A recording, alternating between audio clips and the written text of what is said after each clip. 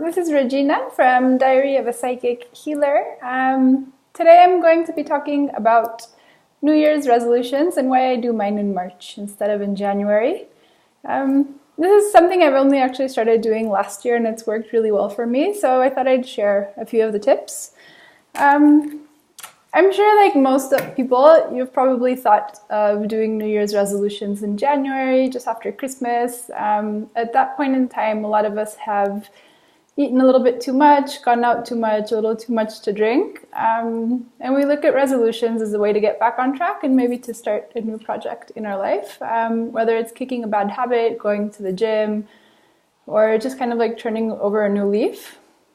The problem from like an energy and astrology point of view is that in January we are still in the dead of winter, and this is a time for kind of like meditating, hibernating, going within yourself. And in this month of January, which is kind of like the Monday of the year, we tend not to be like terribly motivated. So it may be that you start off really well the first couple of weeks going to the gym, adopting your new resolutions, and as time goes by, that energy and that fire fades away. And then we're kind of like back to where we started.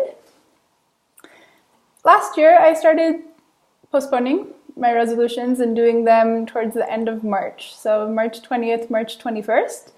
And the reason is very simple.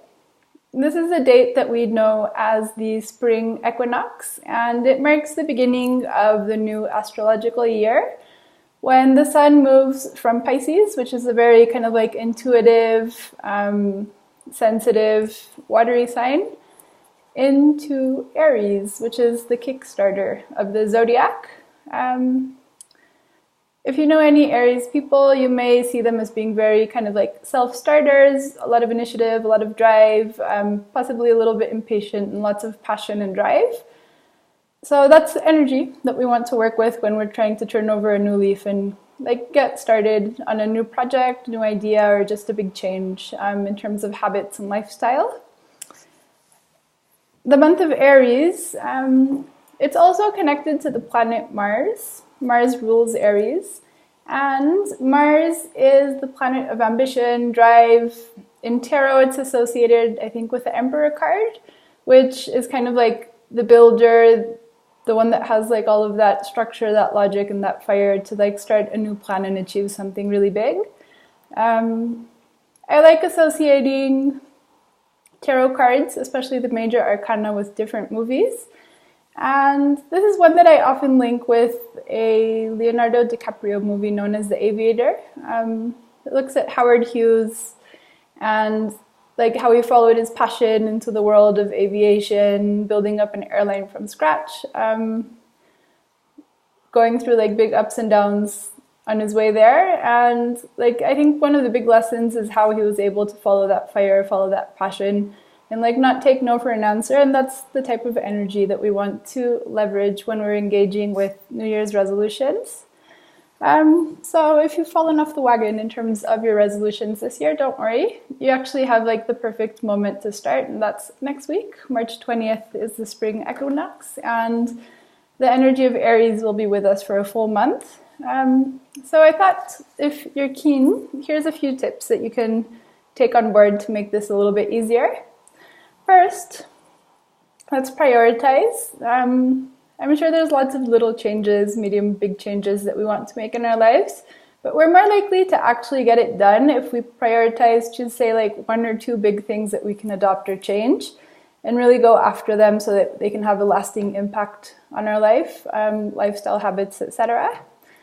Second would be to break that big goal into an action plan. So say if you're looking to quit smoking, like obviously as well as looking at quit smoking programs and things that will help you, you can like put that into like specifics. So maybe quitting cold turkey is not the easiest or the most successful way to do it. You could say, okay, I'm going to cut back on how much I smoke 10% every month until I've kind of like slowly brought it down to a manageable number.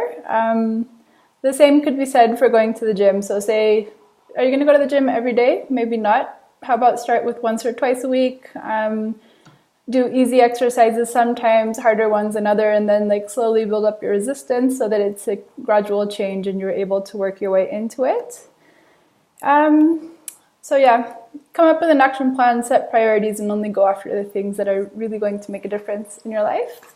And of course, as my blog is a healing blog and an intuition blog, I couldn't not mention the angels and the planets here. So there's one angel that I would really connect with in any type of like goal-setting environment, and that's Archangel Michael. He's traditionally seen as blue in color. He has a sword to represent courage, and he can help give us a backbone so that we won't kind of like fall back into our comfort zone, and so that we'll keep moving forward. Connect with Michael, ask him to give you courage, to give you discipline, and to give you clarity in terms of your intentions. And the other energy that we can connect with is that of the planet Mars. And we can do this by meditating for 15 minutes every Tuesday morning during the month of Aries, as soon as you wake up. So try and do this, I guess, during the first hour that the sun rises, if it's not too early in your location. And just kind of close your eyes, take a few deep breaths, visualize a fire lit in the earth underneath you, and then just visualize tree roots going down from the bottom of your feet into that fire, and you're drawing on that fire.